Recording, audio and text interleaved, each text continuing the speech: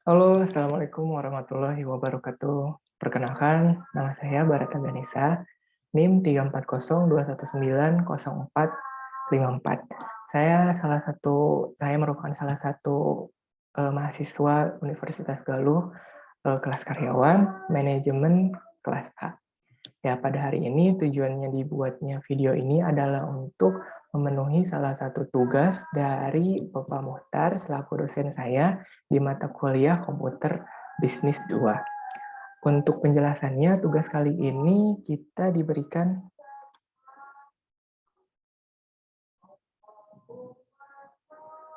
ya, untuk poin-poinnya seperti ini.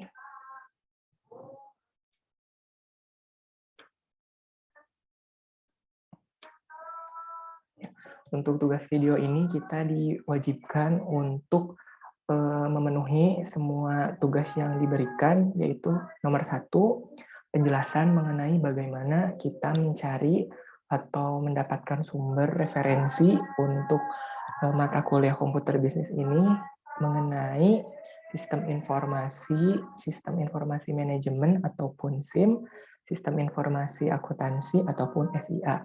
Dan Pak Muhtar mensugesti kita untuk membukanya di website berikut ini. Berikut saya tunjukkan caranya, karena saya sudah mengerjakan dahulu, jadi saya sekarang hanya menunjukkan caranya saja, dan sudah saya print. Kita buka Google Chrome. Nah, ini berikut website-website yang Pak Muhtar sugestikan kepada kita, untuk menganjurkan kepada kita untuk mencari sumbernya. Yang pertama adalah Google Cendekia. Yang memang Google Cendekia ini merupakan memang sarangnya jurnal gitu. Jadi kita kalau kita mencari jurnal ataupun artikel yang terpercaya untuk makalah, untuk skripsi dan lain-lain, disarankan untuk membuka Google Cendekia. Ya, kita tinggal klik saja apa yang kita cari. Salah contohnya adalah sistem informasi. Enter saja. Dan keuntungannya mungkin lebih enaknya mencari di Google Cendekia ini, kita bisa langsung melihat dan kita langsung download gitu apa yang kita mau. Salah satunya ini, misalkan sistem ini, buku juga ada, jurnal ada, artikel ada, banyak sekali. Contohnya ini misalkan sistem informasi manajemen. Kita tinggal klik saja. Biasanya ini langsung PDF, kita klik, kita langsung dapatkan PDF-nya. Nah, seperti ini kita tinggal download aja. Kalau misalkan mau di-download, kalau misalkan mau di-print ya tinggal langsung di-print. Seperti ini. Saya sudah mengerjakannya ini semuanya dan sudah saya print juga. Oke, untuk situs yang kedua ini yang disarankan oleh Pak Muhtar, dan mungkin memang ini websitenya agak-agak sedikit seperti ini tampilannya. Apabila kita ingin mencari jurnal, artikel, kita buka di source, terus kita klik jurnal.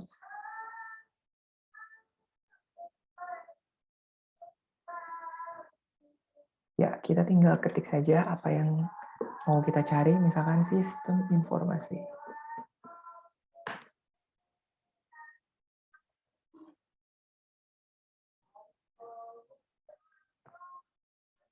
Ya, di sini tidak ada ternyata sistem. Oh, ternyata salah itu. Sistem informasi.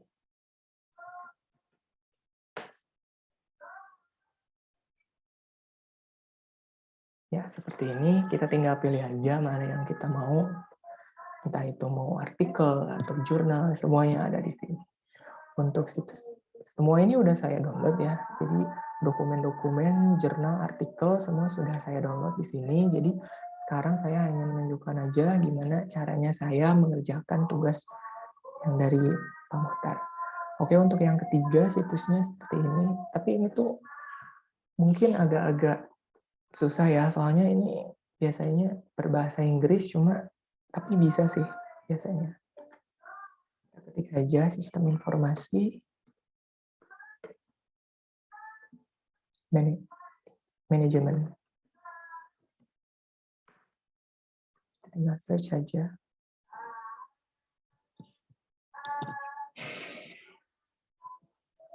Nah, kita tinggal pilih saja mana PDF yang sepertinya berkaitan dengan apa yang kita cari. Gitu. Ya, untuk website yang keempat mungkin ini juga malahan ini lebih simpel ya. Kita diberikan dua pilihan gitu, mau jurnal mau mencari artikel seperti itu. Kita misalkan mencari artikel mengenai sistem informasi. Kita tinggal klik enter saja.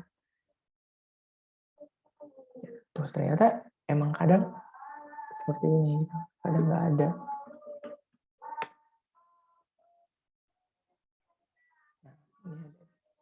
Ya kita tinggal pilih aja mana yang kita mau, misalkan yang ini atau yang bawah.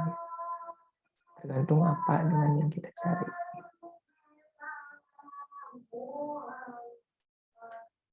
Ya, seperti itu untuk mencari sumber referensi mengenai penjelasan sistem informasi manajemen, dan sistem informasi akuntansi.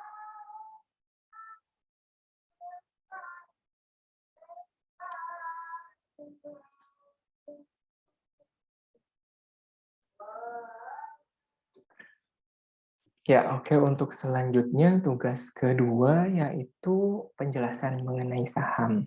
Di sini saya akan menjelaskan mengenai apa itu pengertian saham, terus bagaimana kita memilih analisis untuk menabung di saham, seperti itu. Dan banyak lagi yang lainnya. Oke, kita lanjut aja langsung ke pengertian saham terlebih dahulu. Mungkin sebagian dari mahasiswa ini ya, walaupun sudah semester 4, sebagian banyak gitu, mungkin sebagian banyak yang masih awam dengan saham, termasuk saya sendiri seperti itu. Dan saya merasa sangat bersyukur gitu adanya mata kuliah komputer bisnis ini, dan diberi kesempatan untuk membahas saham seperti itu. Nah, di sini saya akan membahas dulu mengenai pengertian saham itu sendiri. Ya, kita sama-sama belajar saja, karena saya juga sebenarnya masih belum begitu mengerti. Namun setelah saya membaca-baca dan saya bisa menyimpulkan seperti ini. Saham sendiri adalah merupakan surat berharga yang menunjukkan kepemilikan perusahaan, sehingga pemilik saham memiliki hak klaim atas dividen atau distribusi lain yang dilakukan perusahaan kepada pemegang saham yang lainnya.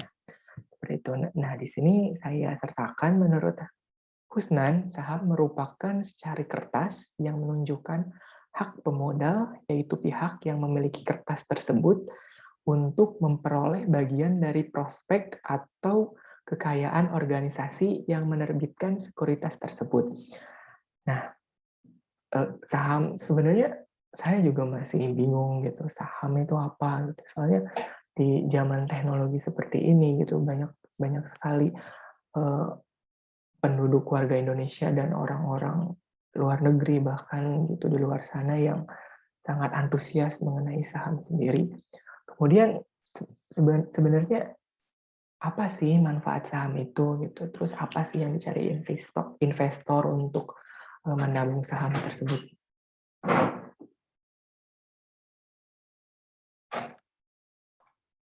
So ya, pada dasarnya sebagai investor, apa sih yang kita inginkan gitu di dalam penanaman saham tersebut? Yaitu sebagai investor kita ingin keuntungan ya, yang sudah tentu gitu menjadi tujuan utama gitu yang ingin kita raih gitu. Jadi gimana sih gitu kita mengenali saham ataupun saham yang ingin kita pilih gitu, bagaimana kita menganalisisnya, bagaimana cara kita menganalisisnya. Dan di sini ada dua cara analisis yang ingin saya mencoba untuk jelaskan. Yang pertama ini analisis teknikal. Bisa dibaca di sini, analisis teknikal adalah analisis yang berdasarkan pada data-data mengenai historis gitu, historis yang terjadi di pasar saham gitu.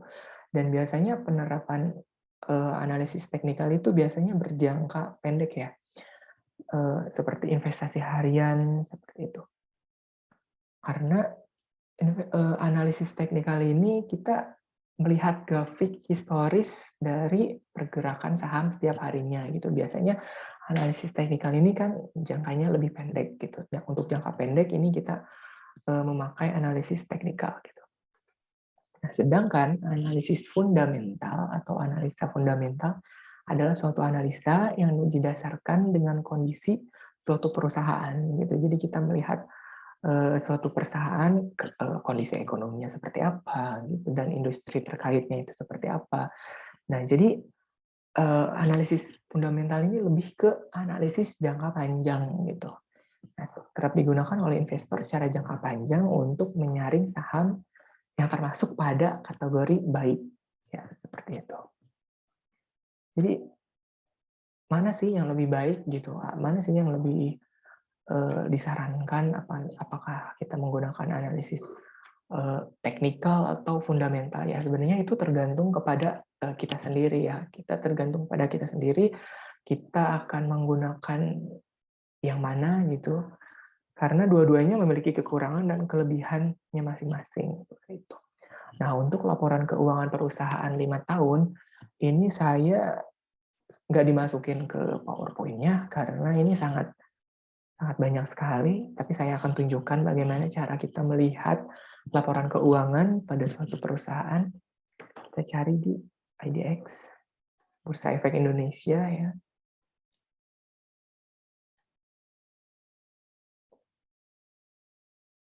Ya, kita klik saja di laporan keuangan perusahaan yang tercatat. Nah, di sini kita diberikan pilihan laporan keuangan di jenis laporannya, jenis efeknya apakah saham atau obligasi, kodenya biasanya dikosongin aja, biar kita bisa memilih sendiri nanti di bawah. Untuk pilihan tahunnya juga apabila 5 tahun ke belakang ya mungkin bisa dipilih saja kita ingin melihat laporan keuangan perusahaannya tahun berapa. Kita misalkan saja 2019 laporannya tahunan, kita tinggal cari saja. Biasanya di sini langsung ya seperti ini. Saya kecilkan dulu. Nah, seperti ini ya. Jadi kita diberikan pilihan banyak sekali nama perusahaan. Nah, ya, ada ADES, ada ADMF, ada ADMG. Ya, kita tinggal cari saja di sini laporan keuangannya, tinggal di-download, langsung nanti berbentuk PDF seperti ini. Nih, saya contohkan ini saya download yang gudang garam.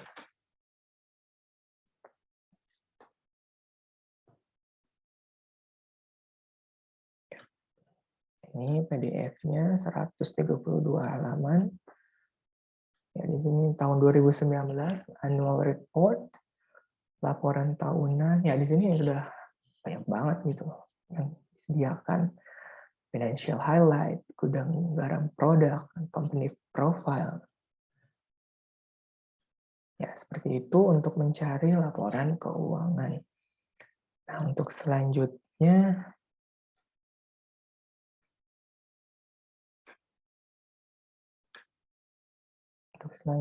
laporan mengenai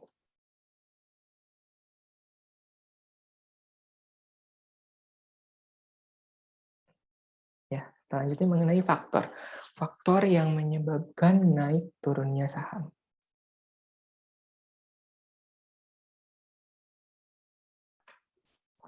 Ya, banyak sekali gitu orang sukses di luar sana yang berinvestasi, tapi banyak juga di luar sana yang memang gagal gitu dalam berinvestasi saham ini gitu. Karena mungkin mereka tidak melihat apakah ada faktor yang menyebabkan gitu naik turunnya saham. Di kala turunnya saham gitu, mereka mungkin tidak melihat itu gitu. Jadi mungkin saya akan menjelaskan bagaimana apakah faktor yang menyebabkan naik turunnya saham. Ya, disebutkan bahwa naik turunnya saham itu ada faktor internal dan faktor eksternalnya gitu. Kalau faktor internal mungkin dari sisi perusahaannya itu sendiri gitu, yang timbul dari perusahaannya itu sendiri. Contohnya adalah faktor fundamental perusahaan saham yang misalkan perusahaan itu yang memang baik gitu. Jadi akan menyebabkan tren harga sahamnya juga baik gitu. Berbeda dengan perusahaan yang memang ya buruk gitu. Jadi ya tren sahamnya juga jadi buruk seperti itu. Mungkin dalam melihat naik turunnya saham itu kita bisa melihat dari faktor perusahaannya itu sendiri, yaitu ya bisa disebutkan itu adalah faktor internal seperti itu. Nah, sedangkan faktor eksternalnya itu apa sih gitu? Faktor dari luarnya itu apa sih? Sebenarnya itu banyak sekali faktor eksternal gitu yang menyebabkan naik turunnya suatu saham gitu. Salah satunya example kondisi fundamental ekonomi makro. Gitu. Ekonomi makro, jadi saya teringat pada semester 3 ya, ekonomi makro itu. Faktor ini memiliki dampak langsung gitu terhadap naik turunnya suatu saham gitu, seperti naik turunnya suku bunga gitu, itu akan mengakibatkan naik atau turunnya suatu saham gitu. Ya, naik turunnya suatu bunga yang diakibatkan oleh kebijakan bank sentral gitu, naik turunnya suku bunga acuan Bank Indonesia gitu, itu juga bisa menyebabkan naik turunnya suatu saham gitu. Nah, berlanjut kepada berikutnya. Ya, sini jumlah dan daftar saham berdasarkan abjad sebenarnya banyak sekali gitu. Banyak sekali jumlah saham yang sekarang ada gitu. Kalau saya search sih, kalau nggak salah ada 677 dan saya sudah membuatnya pada Excel. Ini mungkin akan berlanjut pada materi selanjutnya,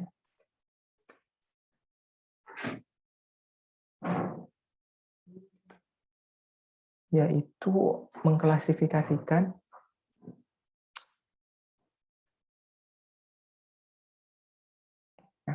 jumlah saham ini. Setelah saya cari di Google, ternyata ini ada banyak sekali. Sini bisa kita lihat. Ya, sudah saya bikin Excel-nya seperti ini. Banyak sekali. Berdasarkan abjadnya mulai dari A sampai Z itu ada 677 kalau misalkan nggak salah nih. Ya, dan ini sendiri 677 ada bagian selanjutnya yaitu untuk mengklasifikasikan saham itu. Klasifikasi saham saya juga udah mencarinya pada Google dan sudah membuat grup-grupnya, mengklasifikasikannya. Ya, seperti ini.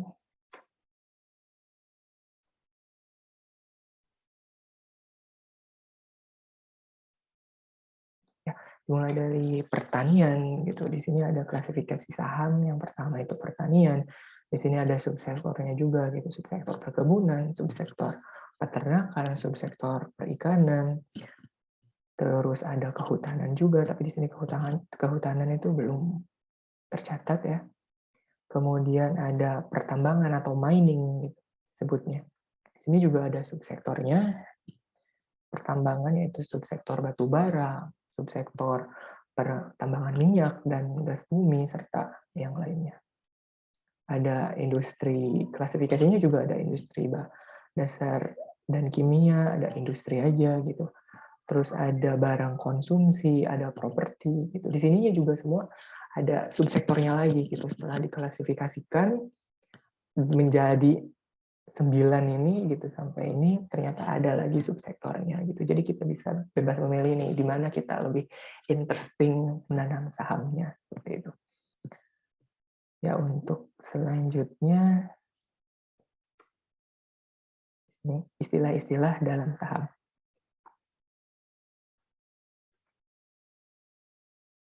Ya, istilah-istilah dalam saham. Di sini ada banyak banget istilah gitu. Banyak banget istilah dalam saham yang memang mesti dipelajari dan mesti dibaca-baca lagi. Di sini saya hanya memberikan beberapa saja dan hanya menyimpulkan beberapa saja. Yang pertama,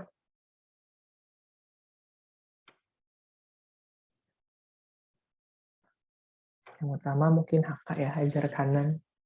HK-HQ itu disebutnya hajar kanan dan hajar kiri. Ini merupakan suatu strategi investor dalam membeli saham dengan dengan memasang harga yang tertinggi di kolom offer-nya, seperti itu. Supaya probabilities-nya juga mendapatkan saham yang diinginkan juga lebih besar gitu. Memasang harga tinggi untuk mendapatkan saham yang diinginkan juga besar seperti itu. Sedangkan haki adalah strategi investor untuk memasang harga rendah dengan supaya segera mungkin terjual dengan harga rendah pula. Nah, yang kedua itu ada ARA atau kepanjangan dari auto reject atas, sedangkan ARB juga ada gitu, auto reject bawah. Ini bisa dibaca sebenarnya istilah ini tuh digunakan kepada saham yang secara sistem bursa mengalami kenaikan ataupun penurunan yang sangat signifikan. Seperti itu. Nah, itu untuk ARA dan ARB. Selanjutnya, nah ini ada bullish ataupun bullish ya, adalah istilah yang dipakai oleh perusahaan untuk menyebut harga saham yang mengalami peningkatan dalam beberapa saat. Ya, berarti saham yang sedang mengalami peningkatan dalam beberapa saat, yaitu disebut bullish gitu. Nah, ini juga sering dikaitkan dengan tren naik suatu saham dalam periode tertentu gitu. Sebaliknya, kalau bullish itu kan penaikan dalam menyebut harga saham yang lagi naik gitu, sedangkan yang harga saham yang lagi turun itu disebutnya bearish gitu. Bearish. Nah, itu untuk digunakan untuk saham yang mengalami penurunan dalam beberapa saat gitu. Nah, di sini juga ada TP, take profit, ini yang semua cari gitu. Take profit gitu. Adalah istilah ketika harga saham investor telah mencapai harga tertentu sesuai ekspektasi investor itu sendiri gitu. Dan setelah dia mencapai harga yang dia inginkan, terus dia menjual sahamnya tersebut gitu. Nah, disitulah gitu kita memiliki keuntungan gitu yang memang diharapkan sebagai investor. Ya, untuk selanjutnya, aksi korporasi merupakan tindakan yang dilakukan emiten atau perusahaan terbuka yang tadi saya sebutkan, yang akan berdampak secara langsung pada perubahan harga saham. Ya, oke, untuk selanjutnya, ya, di sini apa sih sebenarnya perbedaan menabung di bank dan menabung saham gitu? Sebenarnya mungkin ya untuk saya dan rekan-rekan lain mungkin masih memilih option pertama gitu, menabung di bank gitu. Menabung di saham tuh lebih karena kita lebih awam gitu. Jadi masih ragu-ragu untuk menabung saham gitu, dan mungkin karena kurang literasi juga gitu. Jadi kayaknya tuh masih belum paham mengenai saham dan belum tertarik gitu untuk menabung saham. Nah, di sini saya akan menjelaskan mengenai kelebihan serta kekurangan dari menabung di bank itu sendiri dan menabung di saham itu sendiri gitu. Keduanya memiliki kelebihan dan kekurangannya sendiri-sendiri.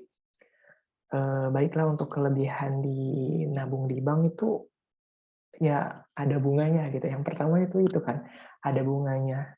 Namun ya di sini ada kekurangannya juga gitu. Bunganya yang diberikan itu kecil gitu. Ya, ada positif, ada negatifnya ya menabung di bank. Yang kedua itu mungkin dari segi keamanan, kalau menabung di bank itu lebih terjamin, lebih aman gitu. Terus kelebihan selanjutnya itu ada dari kalau misalkan kita lagi membutuhkan uang gitu. Jadi kita bisa dipermudah gitu dengan adanya ATM gitu, anjungan tunai mandiri gitu. Kita bisa membawa menarik atau uang kita gitu di ATM yang sudah sangat banyak gitu. Terus resikonya juga kecil gitu. Nah, untuk kekurangannya sendiri,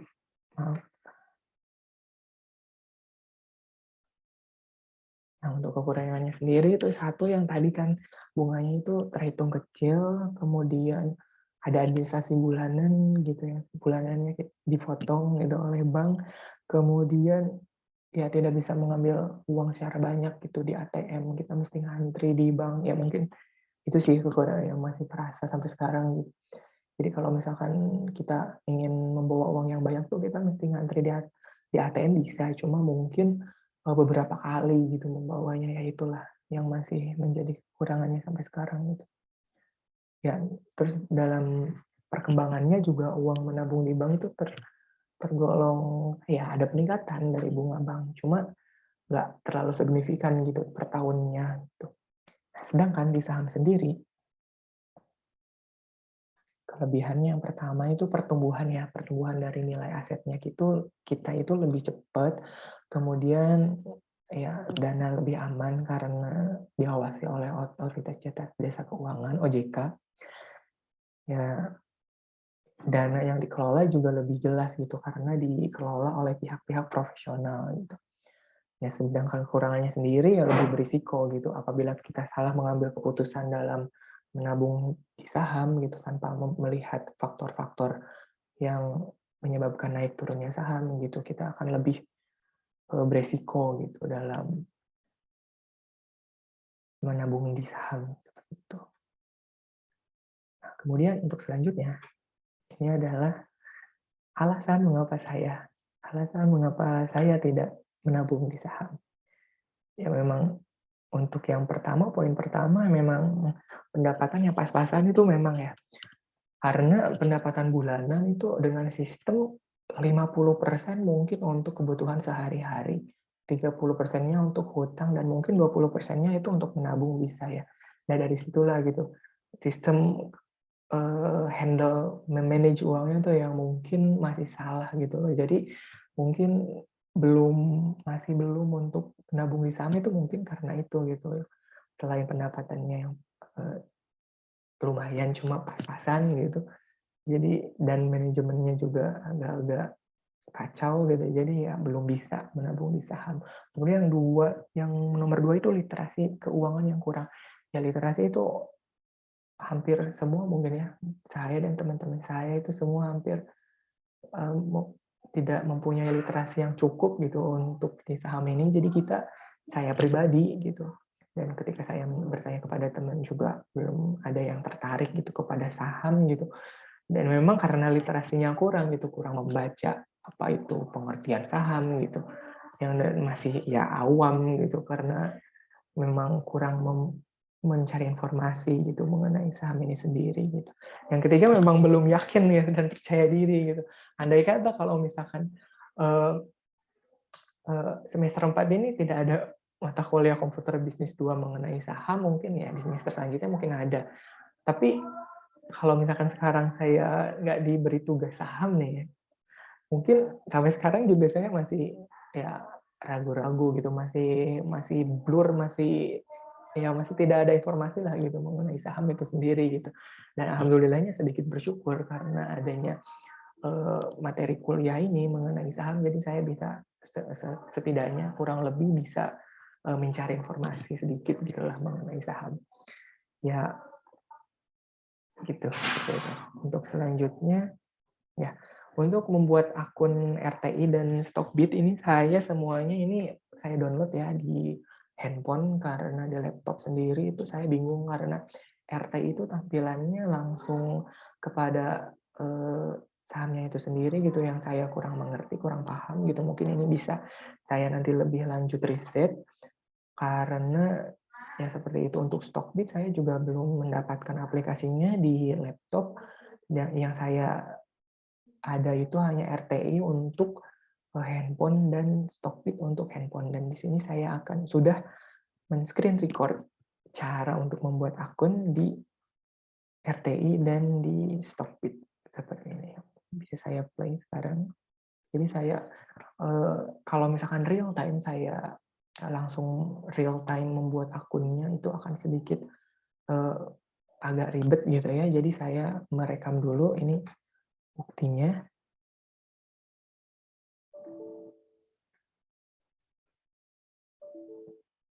Oke, fotonya nggak bisa dibuka, mohon maaf. Tapi di sini saya ada videonya.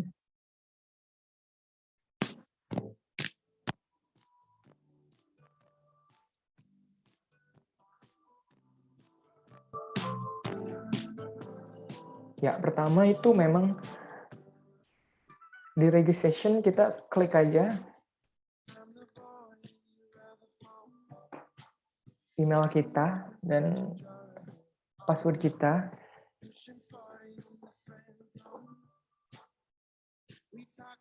Nah, nanti itu tinggal masuk email aja. Di email itu nanti langsung ada konfirmasi seperti ini. Ya, langsung ada.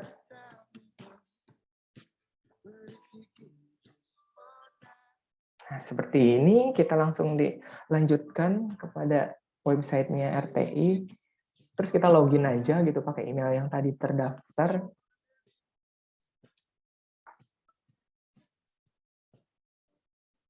Nah, passwordnya juga jangan lupa dimasukkan. Nah, ini tampilannya seperti ini. Kita bisa melihat berbagai macam saham yang mungkin masih kita belum paham seperti itu. Ada chart, ada currency, ada watchlist. Ya, ini sih bisa diedit juga namanya siapa. Yang kedua untuk Stockbit, kita tinggal klik daftar saja. Daftar dengan Google atau dengan Facebook, terserah. Gitu. Tinggal masukin nama yang untuk tampilannya. Ini masukin password yang Anda inginkan. Biasanya passwordnya satu kapital depannya, terus ada angkanya biasanya. Ini nomor handphone. Ya, nanti ada verifikasi ke nomor handphone untuk kodenya dimasukkan. Ya.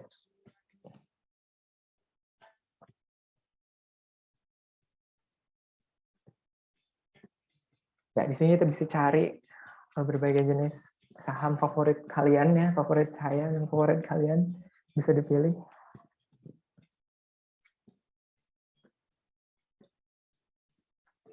Ya, bisa dilihat juga gitu banyak komentar-komentar yang dari bahasanya mungkin kita nggak ngerti ya. Saya sendiri kurang paham. Tampilannya masih banyak belajar lagi. Ya, seperti itu video pembuatan akun RTI dan Stockbit.